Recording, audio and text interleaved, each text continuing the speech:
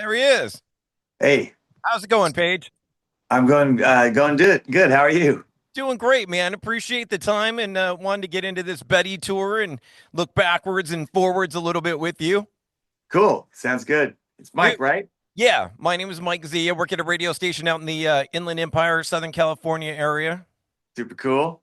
And dude, this important for me takes me back to a very specific time period in my life. I graduated high school in 1994. So Oh, wow. So just that coming was the just coming off my 30th reunion, and it's amazing how all those insecurities and all that stuff comes rushing back when you get in a room with all the same people again. But going back to 1994 for you and the Betty album, and probably more appropriately 1993 when you were making the album, but kind of wanted to go back to that time period and talk about making that album because I imagine, especially back then, with the business model being record sales versus touring, I imagine the heat was on from the record label, putting a little extra pressure off all the success of Meantime and you know heat, and give me the hits more and more. But you tell me, take me back to making that album. yeah, it was interesting. We when we did Meantime, we were uh, we made the album. We were unknown to the larger public, the world, right? Sure. We were on an independent label called Amphetamine Reptile, so we did the Strap It On album, and we did Meantime at the same studio. So nobody got in my way. Like there was nobody in my hair. So Meantime comes out, goes gold. The Grammy, we got the Grammy nod, and so all of a sudden everybody is interested in this, and I feel like there were a few too many cooks in the kitchen. People had opinions. Well, who's going to, Jimmy Iovine, for example, said, who's going to produce the album? And the new album. I'm like, I thought I did a pretty good job. We got a gold record and we got a Grammy nomination and same, I'm like meeting Gene Simmons and Tommy Lee and Billy Idol telling me that they love us, like, so it was kind of odd, but I was always I trust people and I kind of go with the flow a little bit, and Sure. so I said, well, I'm open to trying stuff out. And our manager at the time, we had done there were some remixes of we had done Just Another Victim, and there were some remixes of that track by a guy named Todd T. Ray, and I think our old manager got it was a little too at times clever for his own good or my own good or our own good, I should say. And how about we have this hip hop guy produce the record? So, with you. And I'm like, yeah, okay. But when we got in the studio, this is a quote. He said to me, he's got kind of a southern accent. He's like, man, Paige is like, I don't got to do nothing. You got your shit together. Like it's like I never worked with anybody that was so together as you. I'm like, well, we are paying you a sizable, it's a sizable amount of money. He was a great guy, but I just feel like it was kind of, it was more, I'll be honest, like more of an impediment than an assist. And, Right. for example, when we made the next record with Dave Sardi, that was the exact opposite. Sardi was like he was there every step of the way, songwriting. He's like, these are cool songs, but they're all mid-tempo. Write something fast. He was, and then every detail on the album, it's he was involved with, and he's super talented and great guy. And that's to take nothing away from T. Ray. I think it was for him, it was a new thing too to work with a rock band rather than because in their world, the producer makes the tracks and all the Right. music, and Right. then guys come in and they write words. And so the other issues that we kind of ran into were, for example, the song "Tick." I did I did the vocal and I was like, I nailed it. It was like super vicious and I was really happy. We came in and I had blasted kind of through the compression or limiter or whatever they had on me and it was slightly distorted to tape. We recorded to 2-inch tape. Sure. And um and I was like, sorry, that's the take. I mean, that's, we're gonna have to live with this. So it's on the album, and fortunately we had the great Andy Wallace there to rescue us and in Ah, many that album I think had three different engineers. I won't mention their names. They were all great people, but I just don't think they were used to working with a hard rock band. So I was kind of juggling those things. The one great thing was my band after they saw, wait a minute, you're writing all these songs and you're getting a little more money than us. And I said, well, let's all write then. And so with John and Henry, I got together with both of them separately, and I sat down and showed them my process. Like, I think at the time I had like this, it's antique now, but like an 8-track cassette, Sure. multi-track, and Henry, to his credit, came in with these really cool riffs, and these there were kind of broad stroke arrangements, Silver Hawaiian. I think when he brought it in, it was like 10 minutes long or something. And I'm like, well, that's really cool. It's more of a jam. Let's trim it down to something. So as a result, we got songs like Silver Hawaiian and Rolo. One of the B-sides was a song called Flushings, which I look back now and I'm like, why didn't I put that on the record? We had too many songs, in other words, with and John always was always contributed the drum arrangements. Let's face it, I mean, there's some of the I'm super biased obviously, but some of the greatest drum arrangements that were ever done. I mean, the kid was like just on it. I mean, he had something special, and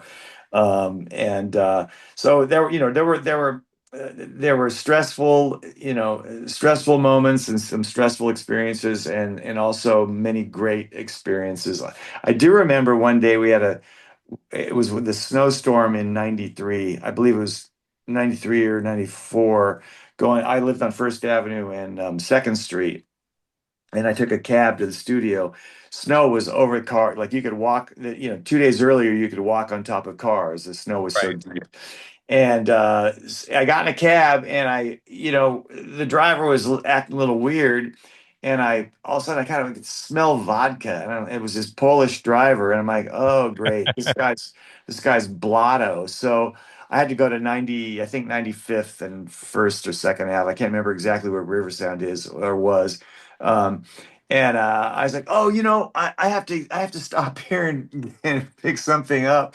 So I had him let me out on like 30th Street, and then I hailed another cab. But there were just a lot of interesting experiences doing the song, "Beautiful Love." I think John was more averse to, jazz or kind of that world at the time. I mean, we would have these discussions, debates, whatever you want to call them. He's like, I don't want to do that on the toms because that sounds like Killing Joke. I'm like, okay.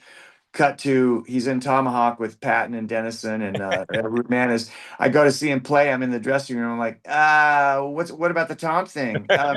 You did Rides on the Tom. He was like laughing, and I said, what about backing vocals? I noticed you were doing backing vocals. You wouldn't do.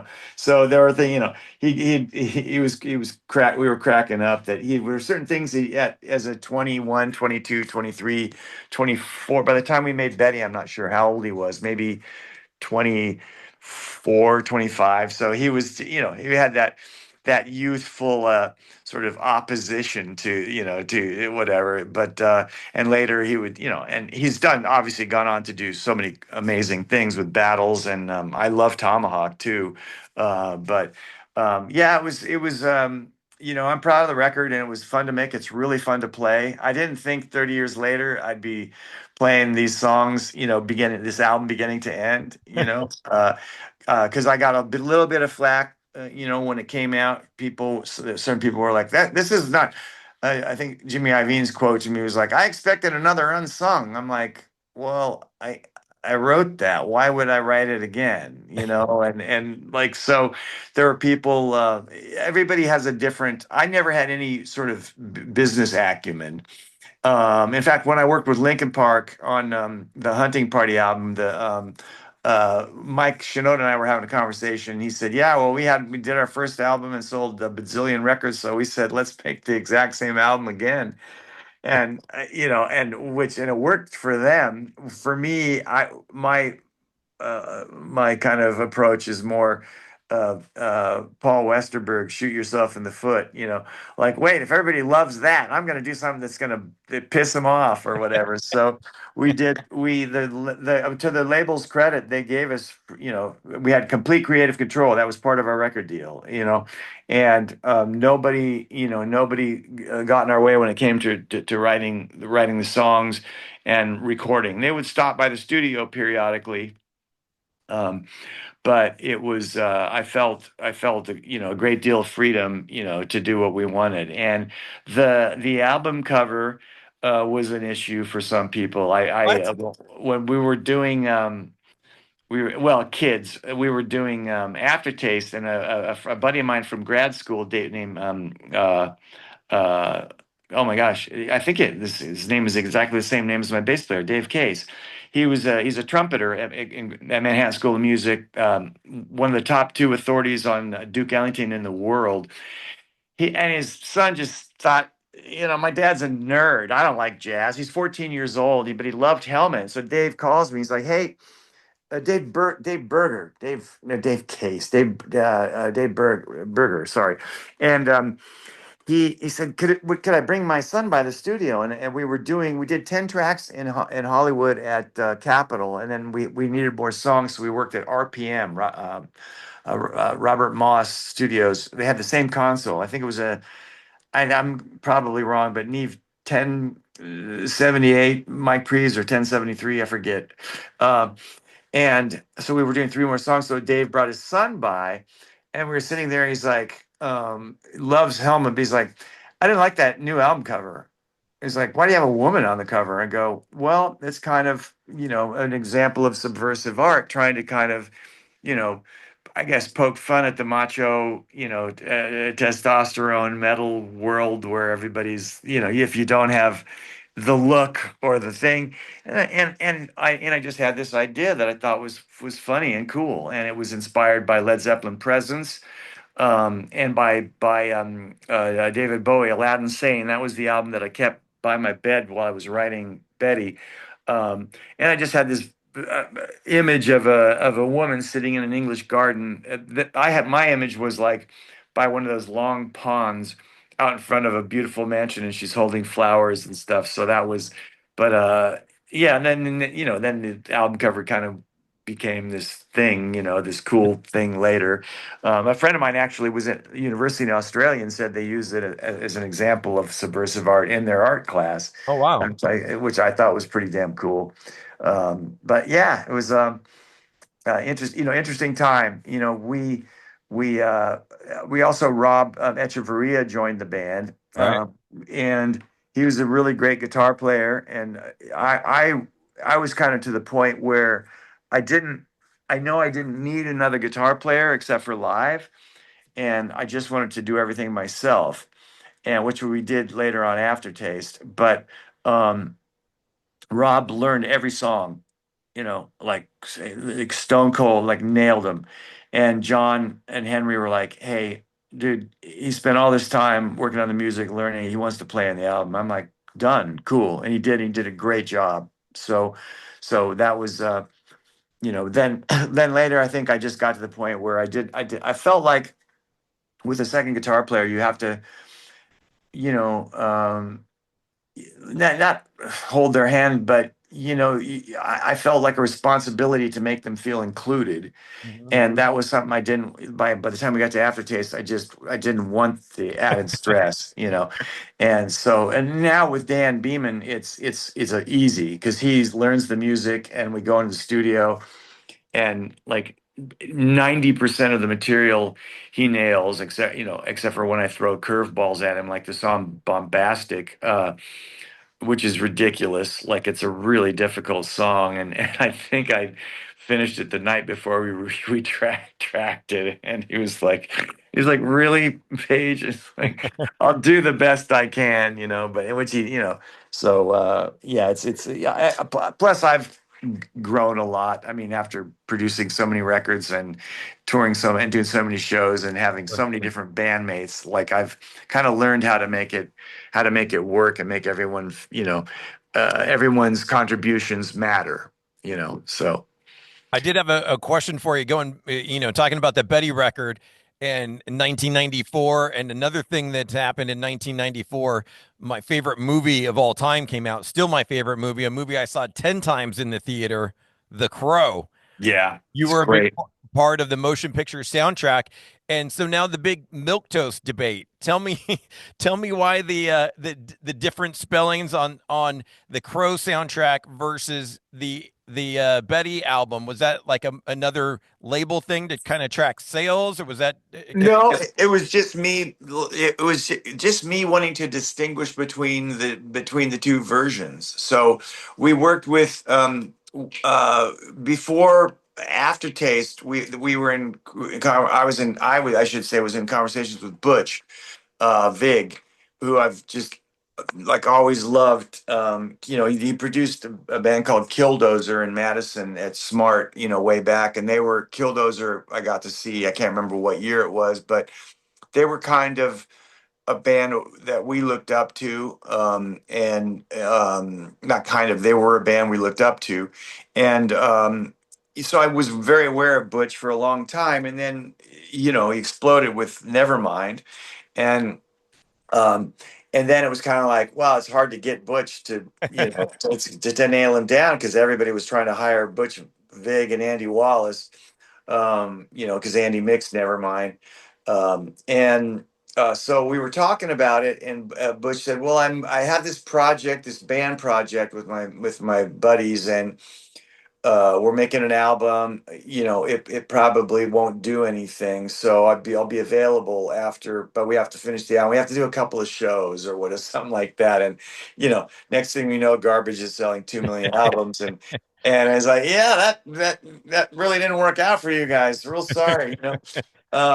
So we managed to get in. We did Milk Toast with Butch, and we got asked to do the Led Zeppelin and Comium tribute album. Hmm. And the initial idea for the album was to collaborate with other artists, like we had done with House of Pain for the Judgment Night soundtrack. Right. And so we're close friends with the Jesus Lizard guys, and I said, we'll get David Yao, and Yao's a huge Led Zeppelin fan, so he was in New York. He stayed with me in New York. Well, I was. There's also a strange time where I had split up with my then girlfriend, now ex-wife. Ah, We eventually got back together and got married, and then it didn't work out. But so David Yao stayed with my friend Karen Hageloff, who was one of my bandmates in Band of Susans from 1988. Um, and so I don't think any other bands collaborated in that way. I think Stone Temple Pilots, like, they just did their own version. They did a great version of, I can't remember which song, but I remember it was fantastic. Dancing Days, I think. Dancing Days. Yeah, yeah, yeah. Anyway, long story short, we did that with Butch, and we did that at it used to be called the Power Station in New York, major studio that everybody records at, and Butch did that. John Sickett was the engineer. Butch was the co-producer along with me. But I remember telling the band to learn the song "Custard Pie," which is on Physical Graffiti, and so we went in, we set up, got sounds. And we had never rehearsed the song. We, like, not once. We hadn't gotten together and rehearsed a song. So I was like, but just roll tape, and the song starts with guitar. Ba-na-na-na-na-na-na. So I start the song, everybody jumps in, we play the song as a four-piece, Rob too. Rob Echeverria was in the band at the time. So it was John, Henry, myself, and Rob. We do the song beginning to end, and I'm like, ain't getting any better than that. So we had never rehearsed the song one single time. We played it once. I told everybody to learn it. We did it, and so Butch was just like, "Whoa!" Like, it's kind of, I got, not patting ourselves on the back, but I am. It's kind of uncommon for indie bands at the time to pull something off like that, and we had a great time doing it. Then we did the vocal with David. we went to a different studio. I can't remember where, but we made the mistake of drinking Maker's Mark, and, uh, and MTV decided to come by, and so that was that was really, we were very charming. I was like singing, I was making up stupid penis songs, and it was just, it was like, I look back, I'm like, God, what an idiot. But it wasn't that we didn't take it serious. We were with one of our great friends, and we were having fun in the studio. And I think, and I think he'd never played harmonica before. If I think that was the one. I think, yeah, I tried to play harmonica, and it was just awful, but it was a beautiful, it was a great awful. It was as only David Yow could do. So, uh, Butch, um, Butch came up with the idea on Milktoast to, he said, like, what do you think about having the guitars drop out in the first verse? And I was just like, whoa, yeah. Like, novel, it wasn't groundbreaking, but it really made the arrangement, and just to hear Henry's bass and John's drum and he did I said, I love that Pink Floyd vocal on, thing on Wish You Were Here, with the old radio thing. And Yeah. so, yeah, we can do that, so I use a Green Bullet mic, which is an old blues harp mic, now live to get those kind of sounds. I use it. Gosh, I think I used it on Sam Hell, and I use it on Milk Toast, Rolo. There are several songs I use it on. It's just a great, super great vibe, So yeah, Butch, I have nothing but admiration, and he's, for a guy that's as famous and, as he is, and important as he is as a producer, he's the most beautiful, humble human being. He's just like one of your buds. He's never became a dick. I've met so many producers that I was like, this guy is like such an asshole. Like, he thinks he's George Martin, and he's not. And Butch has never ever been like that. Just, to me anyway, and to us, to the band, he was just lovely to work with. And the movie, thank God, the movie was great, because we had done a bunch of songs for movies that were just not great, and to have us to be part of that, was really special. I just I and Alec Winter, I have to shout out to him. Like, he's known for Bill and Ted's Excellent Adventure, but that guy is one of the smartest human beings I've ever been around, and he is such a great director. He did the Milk Toast video and Wilma's Rainbow video. And they're just super innovative. At the time, some of the things he was doing were just, phenomenal. We shot on the Hudson River up in the 70s, like, I want to say 72nd Street or 70. I'm not exactly sure the location, but there are this old kind of fountain square thing right on the river, and these old arches, these beautiful arches. And Alec got this idea. Um, uh, Sorry, Alex. I'm like saying, dirt. Um, um, he put up these white. Not opaque. What's the you can where the sun would come through. So at sunset, when we had to get the shot exactly right, he covered that arch on the bridge from behind with these giant white, like, sheets or whatever the fuck they were, and the sun, when the sun was going down, he got this shot, and we sprayed, I did nothing.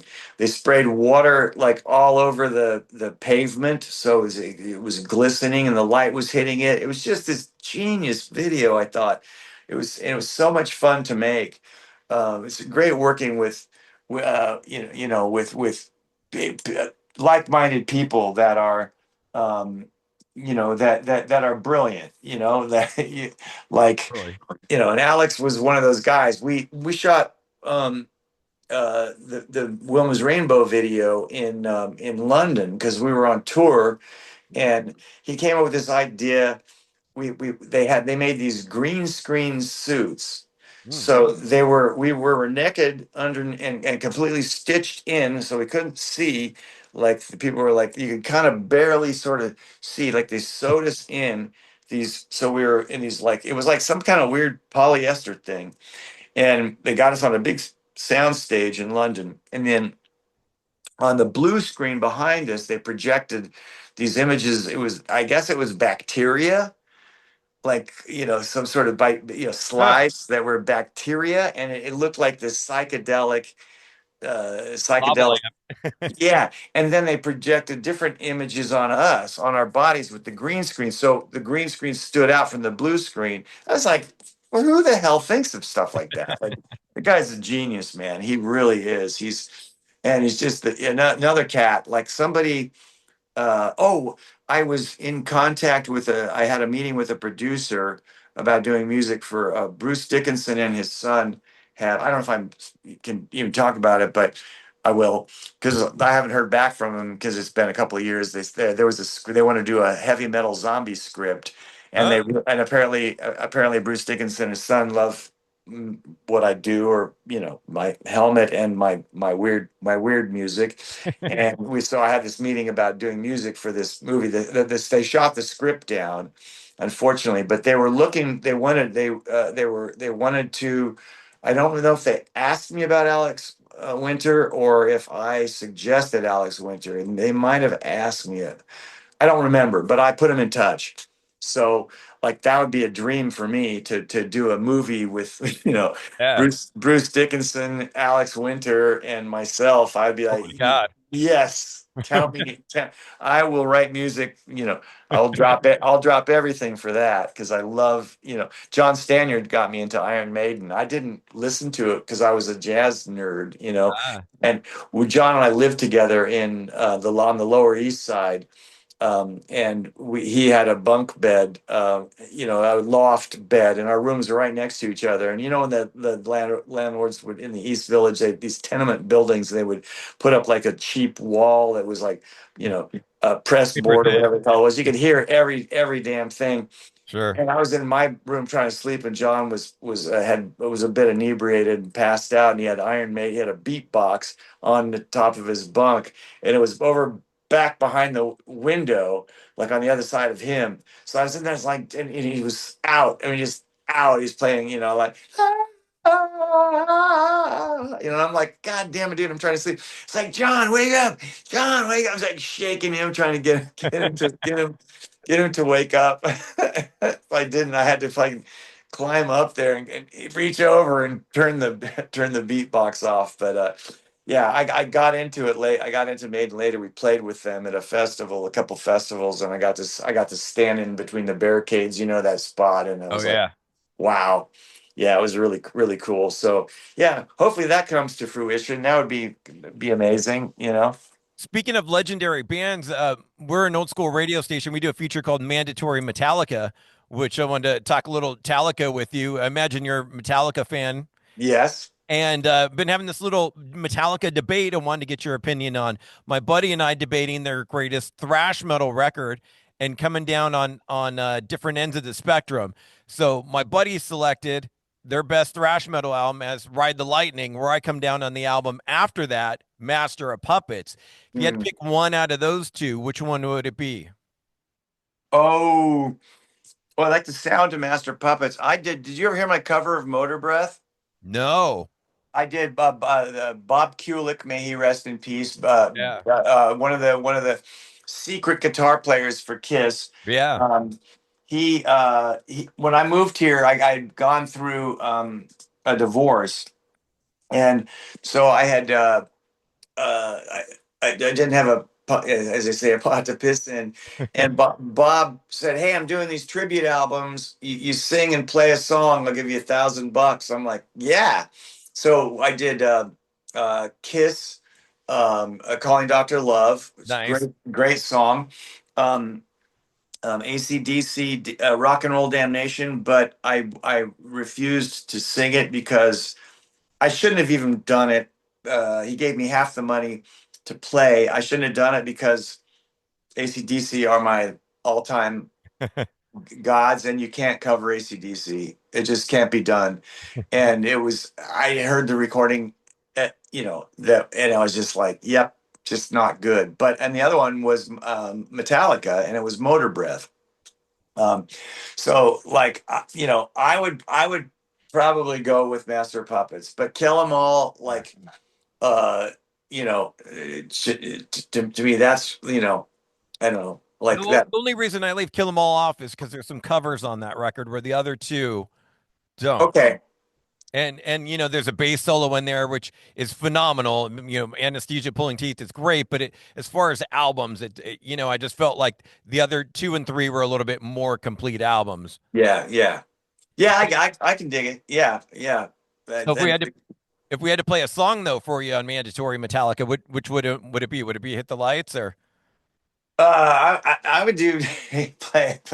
Does it have to be on Master Puppets I could be in or anything, oh yeah, I do Motor or Breath. I Motor love Breath. that. I love that song, man. It was so much fun. I wish I could redo it though, because I feel like didn't my solo. I feel like that upper tempo stuff I didn't really have a grip on back then. This Mm, is 20 years ago. right. And because I learned to cut the tempos in half, like I learned to like halftime everything, and I feel like I could just play an amazing solo, right? Now, knock on wood, but yeah, that's I'd say Motor, but plus I love Motorhead, and we got to play with, it's a tribute song to Motorhead, obviously, Sure. and we got to play with them at a couple of festivals. I actually in 90 boy, about 92, 93, Motorhead played at the quote unquote new Ritz after the Ritz moved from the East Village, Lower East Side. They went, it was to kind of like the West Side Hell's Kitchen area. I went to see him play, and I didn't, like an idiot, I had no earplugs. Oh man. It was just painful, but it was awesome. It was great. So I love that they love, that they love, Motorhead and stuff. And I just thought it's just a really cool. It's just there's something about the, not, I don't want to say naivety, but about the innocence, about the rawness of a song like that. That Oh these yeah. young guys are like, they're just hard, playing this hardcore, like just digging in, and there was like, we know back then that they were not playing to a click track, and there were no Pro Tools drum edits, and it was, they were just playing, rocking. So I love that album. So Beautiful, yeah, man. We'll yeah, rock Motor Breath for you last. Beautiful, man. Thank you so much for the time. my Honored to get to pleasure. talk to you, and I can't wait for the Glasshouse Pomona show to see Betty live. Yeah, cool, dude. Come on, yeah, if you can find me, come and find me. We're gonna be there, well, like, all day, obviously. So Yeah, I'd love to say hi yeah, in person. I'll definitely. sounds good. Sounds Thank you good, so Mike. much. Have a good one. See you. Take care. Have a great day. You too. Bye bye. See you, bud. Bye.